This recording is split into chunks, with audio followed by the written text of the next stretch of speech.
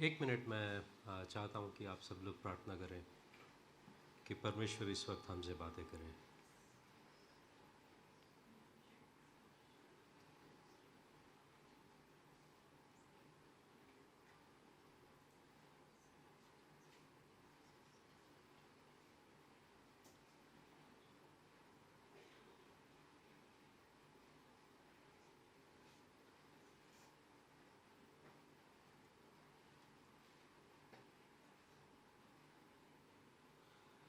प्यारे पिता परमेश्वर, इस शाम के समय तेरे उपस्थिति में हम सब आते हैं। तेरे वचन को परमेश्वर ध्यान और मनन करने से पहले हम विनती करते हैं कि आप हमसे बातें कीजिए। आपके वचन के ज़रिए परमेश्वर हमें सिखाइए, बुद्धि, ज्ञान और प्रोत्साहन दीजिए परमेश्वर, क्योंकि तेरे वचन में परमेश्वर जीवन है। हम प्रार्थना करते हैं यीशु मसीह के नाम से, आमीन। तो जैसे कि हम लोग इब्रानियों की पत्री में हम लोग उन सारे लोगों को देख रहे थे जो इब्रानियों की पत्री 11 अध्याय में विश्वास के शूरवीरों के बारे में देख रहे थे। विश्वास के शूरवीर जो वो हैं जो नजर में कुछ ना आने के बावजूद भी वो परमेश्वर पर विश्वास किए और विश्वास में वो आगे चलते गए। जिंदगी में कोई परिस्थिति आए, उनके सबूत के तौर पर आंखों को कुछ दिखाई ना देने के बावजूद भी वो परमेश्वर पर विश्वास करते हुए, निर्भर करते हुए आगे बढ़े। तो एक एक करके जब इब्रानियों के लेखक जो है वो बताते हैं, वो शुरुआत करते हैं हाबिल से लेकर एक एक के बारे में बता रहे हैं कि उन्होंने कैसे परमेश्वर पर विश्वास करके आगे चले।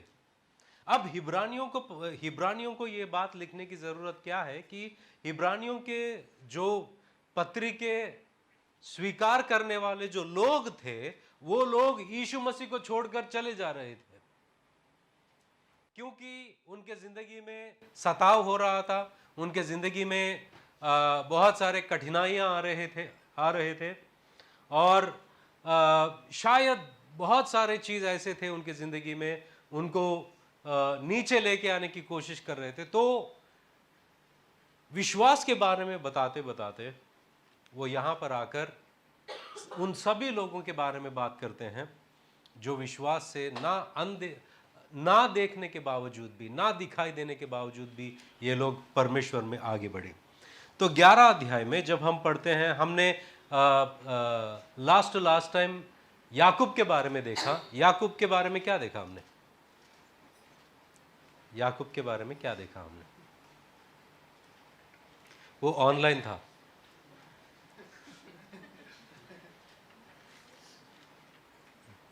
कितने लोगों ने देखा अभी पता चलेगा मुझे।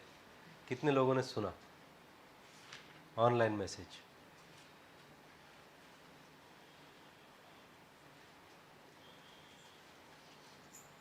याकूब, ठीक है, पढ़ते हैं इब्रानियों की पत्री 11 अध्याय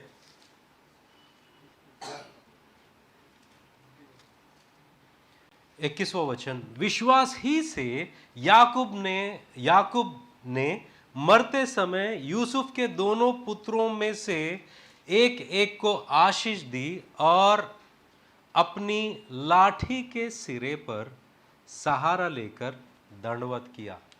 मैंने याकूब की लाठी के बारे में बताया।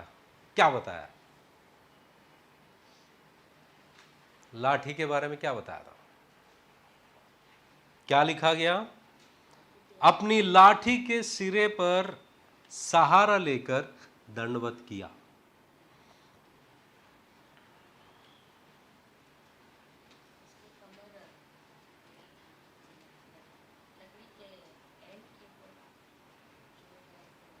वो उसको लाठी की क्या जरूरत थी, पहले वो बताओ।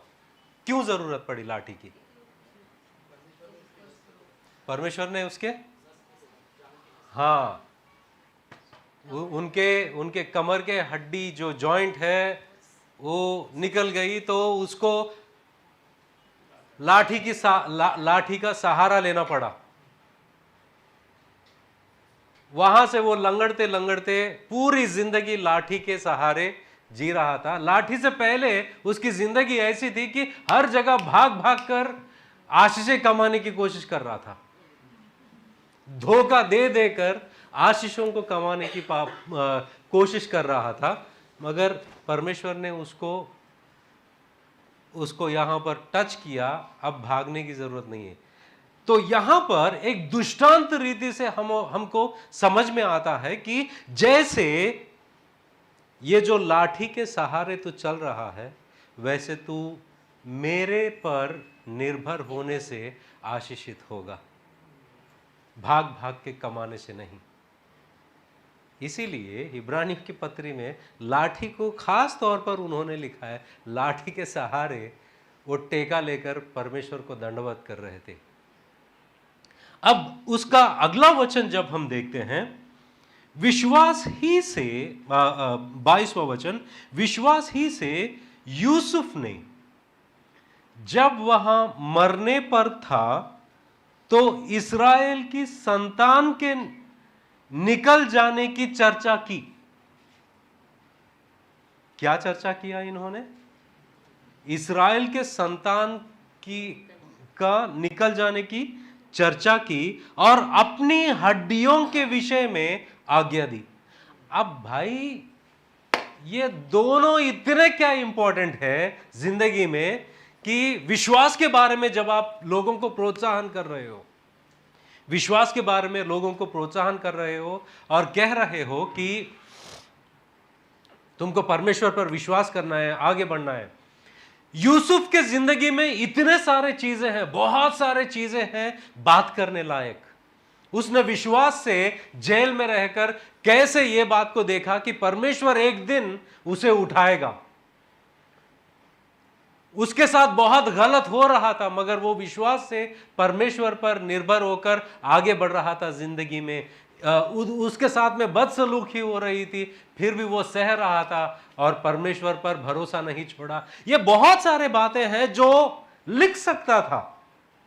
इब्रानियों का लेखक जो है वो लिख सकता था ये सारे बातों को, मगर उसने खास तौर पर सिर्फ 2 बातों को लिखा है। वो भी ये 2 बातें यूसुफ के अंत, लास्ट में दिखाई देंगी। ये 2 बातें क्या है? विश्वास ही से यूसुफ ने जब वह मरने पर था, नंबर 1, तो इस्राएल की संतान के निकल जाने की चर्चा की। इस्राएल की संतान के निकल जाने की चर्चा की। अब इस्राएल के संतान निकल जाने, कहां से निकल जाने की? मिस्र से। हां, मगर तभी तो आए थे ये लोग।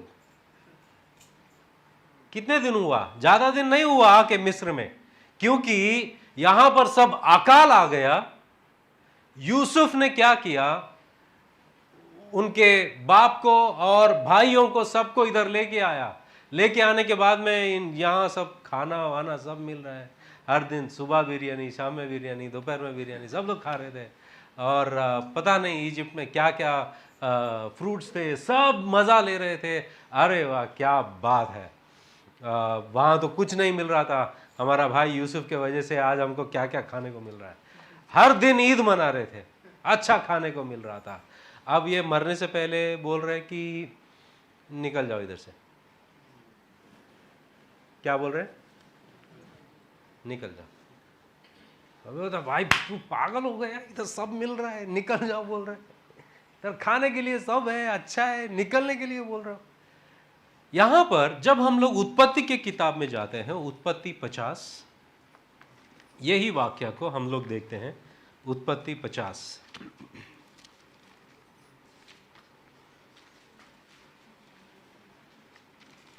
उत्पत्ति के 50 में जब हम ये वचनों को पढ़ते हैं, 22 से लेके 22 से लेके 26 तक पढ़ते हैं,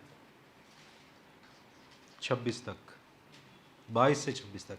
यूसुफ अपने पिता के घराने समेत मिस्र में रहता रहा और यूसुफ 110 वर्ष जीवित रहा।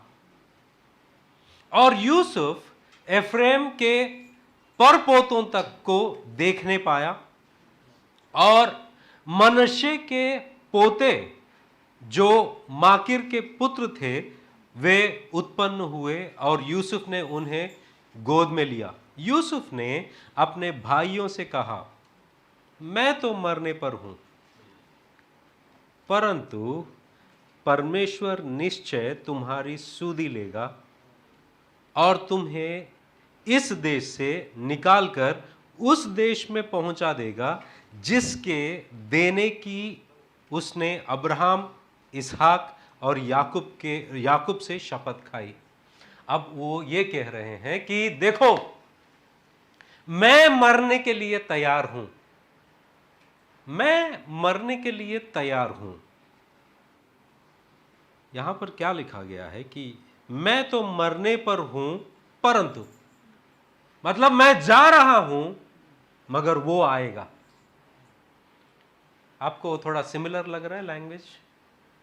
यीशु मसीह कहते हैं मैं जा रहा हूं मगर पवित्र आत्मा आएगा। वैसे यहां पर देखो कि यूसुफ कहता है कि मैं जा रहा हूं मगर परमेश्वर तुम्हारे साथ मुलाकात करेगा। वहां पर जो शब्द का इस्तेमाल किया गया है वो पाकोड यिपकोद एलोहिम, इसका मतलब यहाँ ये जो मूल शब्द है पाकड़ से आता है जिसका मतलब विजिटेशन। परमेश्वर जब एक जगह पर उपस्थित होते हैं या तो नाश करने के लिए या तो आशीष करने के लिए, उसको दर्शाने के लिए ये शब्द का इस्तेमाल किया गया काफी बार। और यूसुफ कहते हैं कि मैं जा रहा हूं, परमेश्वर आपसे मुलाकात करेगा। यहां पर सूदी लेगा ये लिखा गया है, और तुम्हें इस देश से निकालकर उस देश में पहुंचा देगा जिसके देने की उसने अब्राहम, इसहाक और याकूब से शपथ खाई। अब बात यह है कि ये लोग सोच रहे हैं कि भाई यहां से निकलने की क्या जरूरत है, यहां पर खाना है, खजूर है, सब कुछ है, यहां पर सेवई है, रायता है, सब कुछ है, यहां से जाने की क्या जरूरत है। आपने मिस्र के लिए इतना बड़ा काम किया है कि मिस्र में जितने लोग हैं वो आज तुम्हारे वजह से जिंदा है, और आपके लिए आभारी होकर हमको वो सब कुछ देंगे, तो यहां से निकलने की क्या जरूरत है। और यूसुफ कह रहा है देखो मैं मरने के लिए तैयार हूं, परमेश्वर आपसे मुलाकात करेंगे और यहां से लेके जाएंगे। वो क्या कहना चाहते हैं कि मैं मर रहा हूं मगर तुम्हारे मन जो है इस जगह से कोई लगाव मत लगाना, तुम्हारे मनों को इस जगह से कोई नाता मत बांधो, क्योंकि हम यहां के नागरिक हो सकते हैं मगर वारिस यहां के नहीं। हम यहां के नागरिक हो सकते हैं मगर वारिस नहीं, तो इससे कोई नाता मत बांधो, मन मत लगाओ, क्योंकि यहां से तुमको निकलना है। मगर खाना है नहीं, निकलना है तुमको। अरे यहां ऐश और आराम है नहीं, तुमको निकलना है। तुम यहां के नहीं हो, यहां के नहीं हो, तुमको निकलना है। तो यूसुफ ने अभी भी जो प्रतिज्ञा की गई जो देश है ना, वो देश में कितना बड़ा जमीन है, अभी भी उतना ही है जितना अब्राहम ने खरीद के रखा है। वो कोई बड़ा जगह नहीं है, उतना ही है। मगर ये विश्वास से देख रहे हैं, ये विश्वास से देख रहे हैं कि तुम बहुत बड़ी प्रजा बनोगे, यहां से निकलोगे, वो जगह तुमको परमेश्वर देंगे। कुछ नहीं हुआ, अभी तक कुछ नहीं हुआ, मगर यूसुफ कह रहे हैं कि ये जगह से मन मत लगाओ, यहां से तुमको निकल के जाना है। वहां कुछ नहीं दिखाई दे रहा है तुमको अभी, मगर बहुत कुछ होने वाला है।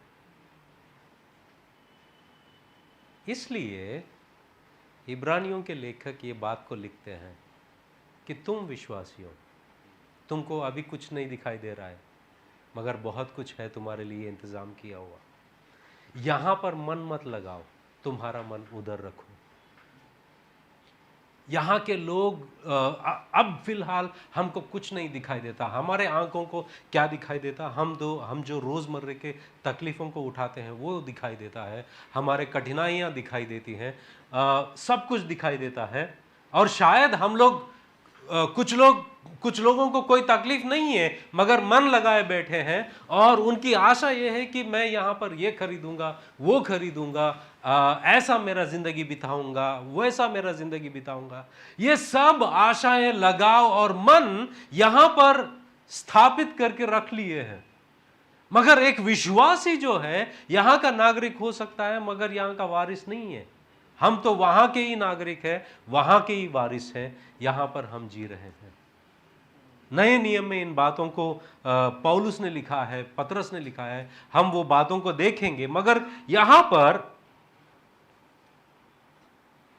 उन्होंने कहा कि आपका मन मत लगाना, आपका लगाव मत रखना इस मिस्र से। एक मिस्र जो एक ऐसी पिक्चर है, वो संसार को दर्शाता है। मिस्र ऐसा एक नक्शा है या ऐसा एक चित्र है जो संसार को दर्शाता है। और मिस्र से निकलना और प्रतिज्ञा की गई जगह में पहुंचना, ये एक विश्वासी के लिए ये ऐसा दृष्टांत नहीं है कि यहां से निकलकर हम वहां के लोग हैं। इसलिए पौलुस कहते हैं कि अगर आप यीशु मसीह के पुनरुत्थान से उठाए गए हो, आपकी दृष्टि, आपकी सोच विचार वहीं पर रखो जहां पर मसीह बैठा है। कुलुस्सियों की पत्री 3रा अध्याय, कुलुस्सियों की पत्री 3रा अध्याय,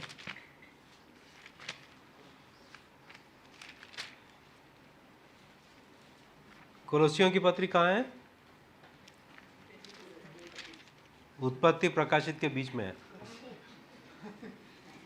अतः जब तुम मसीह के साथ जिलाए गए तो स्वर्गीय वस्तुओं की खोज में रहो, जहां मसीह विद्यमान है और परमेश्वर के दाहिने ओर बैठा है। पृथ्वी पर की नहीं, परंतु स्वर्गीय वस्तुओं पर ध्यान लगाओ, क्योंकि तुम तो मर गए और तुम्हारा जीवन मसीह के साथ परमेश्वर में छिपा हुआ है। वो यही कहता है, यूसुफ ने भी यही कहा है, मतलब अलग रीति से। दूसरी बात यूसुफ कहते हैं, एक बात तो उन्होंने कहा कि मैं जा रहा हूं, मगर परमेश्वर आपसे मुलाकात करेंगे। क्यों? ये मत सोचो कि तुम यहीं पर बस जाओगे। दूसरी बात है, उन्होंने ये कहा कि मैं तो मरने पर हूं, परंतु परमेश्वर निश्चय तुम्हारी सुधि लेगा और तुम्हें इस देश से निकालकर उस देश में पहुंचा देगा जिसके देने की उसने अब्राहम, इसहाक और याकूब से शपथ खाई। अब यहां पर यूसुफ का कॉन्फिडेंस देखो, यूसुफ का भरोसा देखो।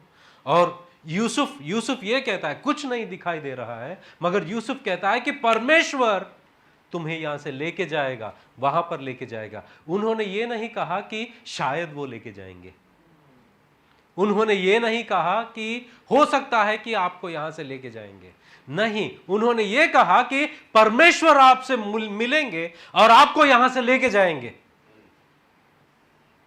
विश्वास, भरोसा और नेक्स्ट जब वो ये कहते हैं कि फिर यूसुफ ने इस्राएलियों से यह कहकर कि परमेश्वर निश्चय तुम्हारी सुधि लेगा, उनको इस विषय की शपथ खिलाई। किस विषय की शपथ खिलाई? हम तेरी हड्डियों को यहां से उस देश में ले जाएंगे। उस प्रकार यूसुफ 110 वर्ष का होकर मर गया। यहाँ पर हम तेरे हड्डियों को यहाँ से उस देश में ले जाएंगे। मेरे हड्डियों को यहाँ से लेके जाना, मेरे हड्डियों को यहाँ से लेके जाना है। कुछ लोग कहेंगे कि अभी मर गया, खत्म हो गया, क्या फर्क पड़ता है, क्या फर्क पड़ता है, हड्डियां कहां पर है। मगर यूसुफ को फर्क पड़ता है। क्यों? मेरे हड्डियों का एक भी हिस्सा जो है ना, वो यहां पर नहीं चाहिए मुझे। क्यों?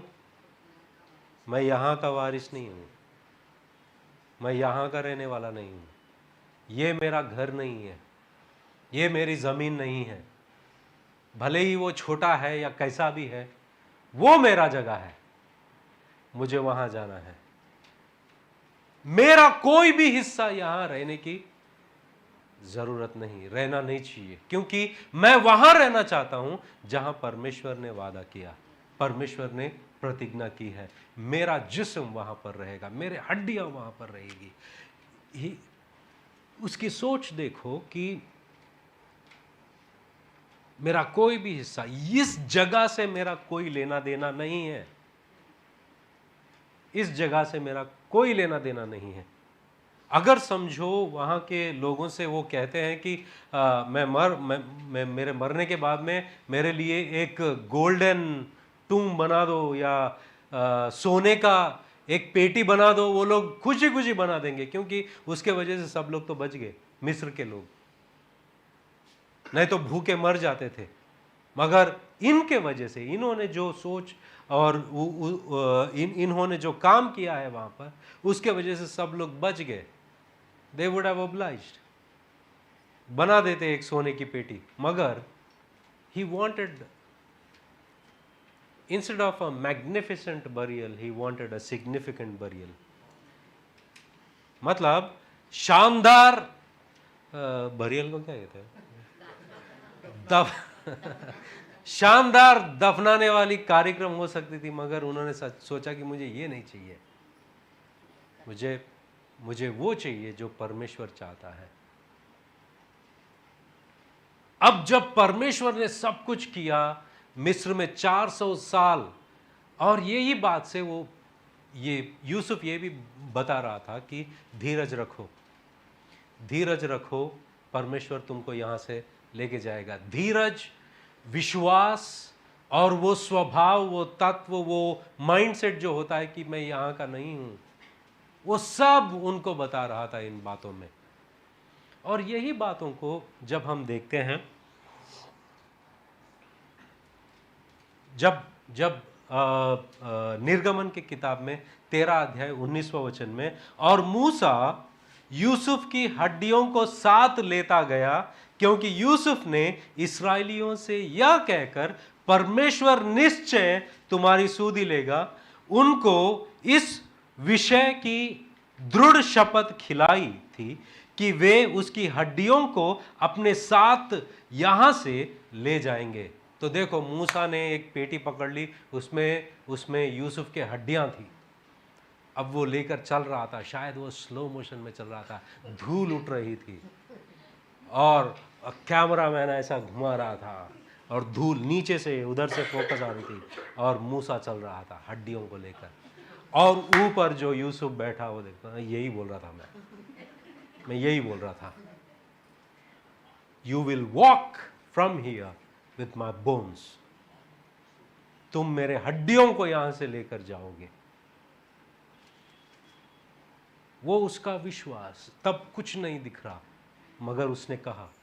जब हम नए नियम में देखते हैं ये बातें हमारे लिए क्या मायने रखती है, ये बातों से हमारा क्या मतलब है, वो ये है कि इस दुनिया में जब हम जीते हैं, यूसुफ जब भी अपने दर्शन के बारे में बात किया, लोग उसे मारते हैं, उसके भाई उसे मारते हैं, और उसके ये दर्शन नहीं, वो दर्शन हंस रहे। यूसुफ ने दर्शन मतलब उसका ख्वाब के बारे में या उसका जो कुछ भी मिला उसके बारे में बात कर रहे थे, उसको डांटा गया और उसको कहा गया कि देख, ये अकेला है, चलो इसको मार देते हैं। सब कुछ सहा उसने। जो कोई मसीह के लिए जीता है, जो कोई मसीह के लिए जीता है, वो कठिनाइयों का सामना करना पड़ता है। जो कोई मसीह के लिए जिएगा, कठिनाइयां आएंगी। तो एक विश्वासी के लिए ये याद रखना जरूरी है कि हम यहाँ के लोग नहीं हैं, हम यहाँ के लोग नहीं हैं, हम अलग जगह पर है, इसलिए हमको हमारी सहन नहीं हो रही है लोगों को। हमको कोई सहेगा नहीं, दुनिया नहीं सहेगी, गवर्नमेंट नहीं सहेगा, लोग नहीं सह पाएंगे। यीशु मसीह को सह नहीं पाए वो लोग। तो जो कोई मसीह में है उसको क्लेश आएगा, जो कोई मसीह में है उसको सताव आएगा। जो कोई, जब मिस्र में इतने साल लोग वहां पर थे, उनको कठिनाई आई, मगर एक दिन है जहां पर जो वादा किया है वो हमें वहां पर लेके जाएगा। जब हम लोग देखते हैं दूसरा कुरिन्थियों की पत्री 5वां अध्याय, दूसरा कुरिन्थियों की पत्री 5वां अध्याय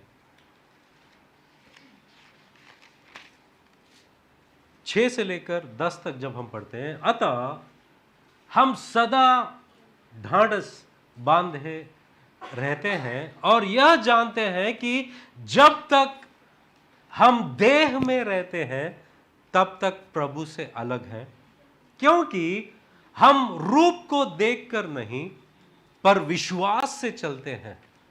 रूप को देखकर नहीं, विश्वास से चलते हैं। पौलुस कह रहे हैं कि हम लोग देख के चलने वाले नहीं। यूसुफ कहता है देख के मैं कुछ नहीं बता रहा हूं, मुझे कुछ नहीं दिखाई दे रहा है, फिर भी मैं कह रहा हूं। और यहां पर पौलुस कहता है कि हम लोग देखकर नहीं चलते, विश्वास से चलते हैं। और कहता है कि क्योंकि हम रूप को देखकर नहीं पर विश्वास से चलते हैं, इसलिए हम डांटस बांधे रहते हैं और देह से अलग होकर प्रभु के साथ रहना और भी उत्तम समझते हैं। तुम क्या समझते हो? परमेश्वर के साथ में रहना तुम्हारे लिए उत्तम है या नहीं? क्योंकि यूसुफ के लिए मिस्र को छोड़कर वहां पर रहना अति उत्तम है उसके लिए। और पौलुस कहता है कि इस देह को छोड़कर प्रभु के साथ में, परमेश्वर के साथ में रहना अति उत्तम, हर चीज से भी उत्तम चीज है वो। ये बात वो ही इंसान कह सकता है जो इस दुनिया से रिश्ता नहीं बांध के रखा है, यहां के चीजों से लगाव रखकर नहीं रखा है, उसने अपने मन को इन सारे बातों से अलग करके रखा है। तभी वो ये बात कह सकता है कि अति उत्तम मेरे लिए वो है कि परमेश्वर के साथ में रहना, परमेश्वर के साथ में रहना अति उत्तम बात है। इसलिए हम ढांढस बांधे रहते हैं और देह से अलग होकर प्रभु के साथ रहना और भी उत्तम समझते हैं। इस कारण हमारे मन की उमंग यह है कि चाहे साथ रहे चाहे अलग रहे, पर हम उसे भाते रहे। चाहे मैं परमेश्वर से दूर हूं या परमेश्वर के साथ हूं, मैं ऐसी जिंदगी जीऊंगा जिसमें वो प्रसन्न है। मैं ऐसी जिंदगी जीऊंगा जिसमें वो प्रसन्न है। यहां पर जब यूसुफ की खुद की जिंदगी देखते हैं, यूसुफ की जिंदगी ऐसी है कि वो मिस्र में आकर मिस्र की पद्धति उसने फॉलो नहीं किया है। मिस्र में आने के बावजूद भी वो जिस जगह से बुलाया गया है, जो परमेश्वर की सेवा करता है, वो परमेश्वर को छोड़ा नहीं, उसका लाइफस्टाइल बदला नहीं, उसका विश्वास बदला नहीं। वैसे ही हम यहां पर रहकर वही जिंदगी जीते हैं जिसमें वो प्रसन्न है, जिससे वो खुश होता है, वो प्रसन्न होता है। क्योंकि इस कारण हमारे मन की उमंग यह है कि चाहे साथ रहे चाहे अलग रहे, पर उसे भाते रहे, क्योंकि अवश्य है कि हम सबका हाल मसीह के न्याय आसन के सामने खुल जाए कि हर एक व्यक्ति अपने अपने भले बुरे कामों का बदला जो उसने देह के द्वारा किया हो पाए। और एक वचन हम लोग देखते हैं, कोलोसियों की पत्री पहला अध्याय 10वां वचन। कोलोसियों की पत्री पहला अध्याय 10वां वचन। ताकि तुम्हारा चाल चलन प्रभु के योग्य हो और वह सब प्रकार से प्रसन्न हो। एक ही बात हम बार बार देखते हैं कि हम ऐसा जिए जिसमें वो प्रसन्न होता है, क्योंकि हम यहां के नागरिक नहीं हैं। पौलुस भी कितने बार तो कहता है कि संसार के सदृश मत बनो, संसार के सदृश मत बनो। वैसे ही यूसुफ मिस्र में रहकर मिस्र के सदृश नहीं बन रहा था। वो he was living a different life, a different lifestyle। दो बातें, एक यहां से निकल जाने की, दूसरे उसके हड्डियों की।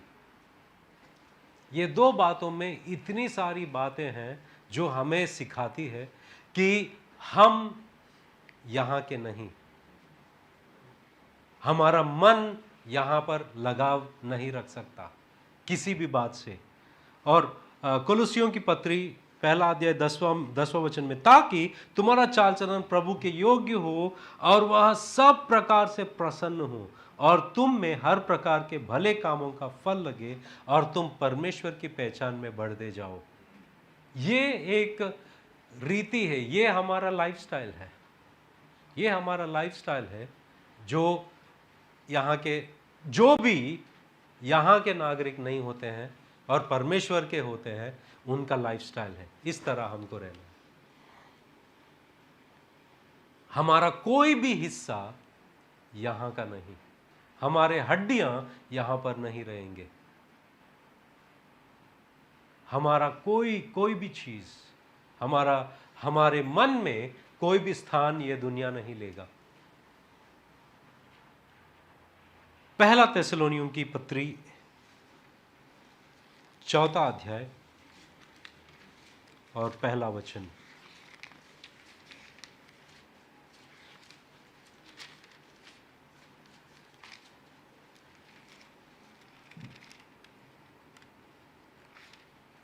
इसलिए हे भाइयों, हम तुमसे विनती करते हैं और तुम्हें प्रभु यीशु में समझाते हैं कि जैसे तुमने हमसे योग्य चाल चलन और परमेश्वर को प्रसन्न करना सीखा है और जैसा तुम चलते भी हो वैसे ही और भी बढ़ते जाओ। और लास्ट वर्स जो है पहला पत्रस दूसरा अध्याय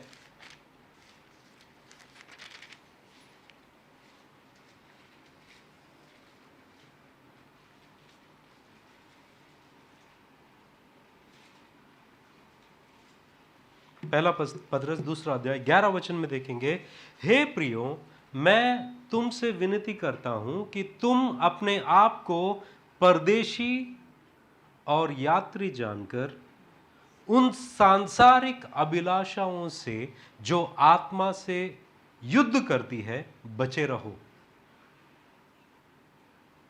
पत्रस क्या कहता है? पत्रस ये कहता है कि तुम कौन हो? तुम अपने आप को परदेशी और यात्री जानकर, परदेशी यात्री जानकर, परदेशी यात्री जानकर। यूसुफ यही सोचता था कि मैं यहाँ पर मेरे पास सब कुछ है, मगर ये मेरा देश नहीं है, मैं परदेशी हूँ, यहाँ का नागरिक नहीं हूँ। और पत्रस कहता है विश्वासियों को कि हे प्रियो, मैं तुमसे विनती करता हूं कि तुम अपने आप को परदेशी और यात्री जानकर उन सांसारिक अभिलाषाओं से जो आत्मा से युद्ध करती है बचे रहो। यूसुफ हर जगह पर लड़ रहा था, उसके पास बहुत सारे अपॉर्चुनिटीज थे, हर चीज से वो लड़ाई कर रहा था ताकि वो परमेश्वर के आंखों में, परमेश्वर के नज़र में वो उसकी चाल चलन भाता रहे। वो ऐसी जिंदगी जी रहा था जो जिंदगी में परमेश्वर खुश है। और यही जिंदगी जीने के लिए नए नियम में हमको बताया जाता है कि तुम इस दुनिया में एक क्या हो, परदेशी और यात्री। परदेशी और यात्री। परदेशी का मन कभी भी जहां पर गया है उधर नहीं रहता है। यात्री कभी भी यहाँ पर एक बंगला लेकर यहाँ पर सेटल होना चाहिए, कभी सोच आती है मगर वो करता नहीं है। मैं गया था, केन्या गया था, जॉर्जिया गया था, बेहतरीन जगह। मन किया मुझे कि यहाँ पर घर लेके रहना चाहिए। औकात नहीं है अलग बात है, मगर मेरे मन में एक ही बात आ रहा था कि इतना सुंदर जगह है तो स्वर्ग कैसा रहेगा। इतना अच्छा जगह है यहाँ पर, स्वर्ग कितना अच्छा होगा। जब मैं मसीह में आया था, एक ट्रांजिशन हुआ था मेरे ज़िंदगी में कि बहुत पैसा कमाना था, एक मन में ऐसा था। मगर यीशु मसीह में आने के बाद में पता नहीं आप लोगों का आवाज़ सुनाई देती कि नहीं, मगर मुझे आती है कि जब भी एक अच्छी शानदार बिल्डिंग देखूं तो एक आवाज़ आती है कि ये गिरने वाला है, ये नाश होने वाला है एक ना एक दिन। अच्छी बंगलो देखता हूँ, अच्छी खूबसूरत जगह देखता हूँ, आवाज़ आती है कि ये नाश होने वाला है। अभी भी आती है, ये नाश होने वाला है। और वो आवाज़ आनी चाहिए, वो आवाज़ आनी चाहिए। एक शहर है, एक शहर है, वो मजबूत है, युगानुयुग है, जिसको रचने वाला परमेश्वर है। वो रहेगा और वहाँ के हम रहने वाले हैं। और वहाँ पर हर एक नहीं जा सकता। वो गुनाहों से माफ़ी पाएगा वही जाएगा। और वो गुनाहों की माफ़ी मसीह से मिलती है। और इसलिए यीशु मसीह कहते हैं जो कोई मुझ पर विश्वास करता है वो नाश नहीं होगा, हलाक नहीं होगा, मगर अनंत काल का जिंदगी पाएगा। और यहाँ पर पतरस कहते हैं कि हे प्रियो, मैं तुमसे विनती करता हूँ कि तुम अपने आप को परदेशी और यात्री जानकर उन सांसारिक अभिलाषाओं से जो आत्मा से युद्ध करती है बचे रहो। अन्य जातियों में तुम्हारा चाल चलन भला हो, ताकि जिन जिन बातों में वे तुम्हें कुकर्मी जानकर बदनाम करते हैं, वे तुम्हारे भले कामों को देखकर उन्हीं के कारण कृपा दृष्टि के दीन परमेश्वर की महिमा करें। This should be our lifestyle. ये हमारी जिंदगी होनी चाहिए। दो चीजें, परमेश्वर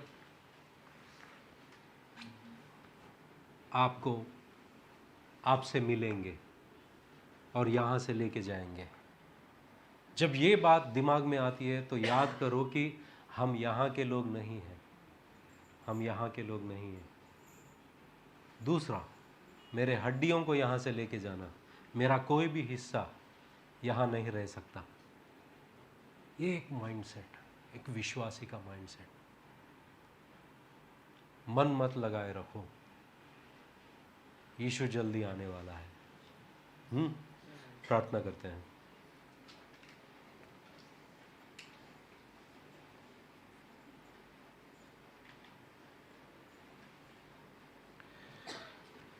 प्यारे पिता परमेश्वर, यूसुफ ने विश्वास से कहा कि मैं तो मर रहा हूँ, मगर उसने कहा कि परमेश्वर आपसे मिलेंगे और यहाँ से लेके जाएंगे। हम विश्वास करते हैं और जानते हैं कि परमेश्वर, जो कोई तुझ पर विश्वास करता है कि तूने उसके लिए क्रूस पर जान दी, उसे तू उठाएगा और अनंत काल का जीवन में प्रवेश करवाएगा। और परमेश्वर, ये दुनिया, ये संसार जो है, ये हमारा नगर ना हमारा देश है, हम वहाँ के वारिस हैं, क्योंकि ये हक और विरासत आपने हमें दी है। इसका धन्यवाद करते हैं। ये केवल और केवल तेरे अनुग्रह से हमें मिली है। धन्यवाद देते हैं परमेश्वर, तू महान है, तू अच्छा है। यीशु मसीह के नाम से हम प्रार्थना करते हैं, आमीन।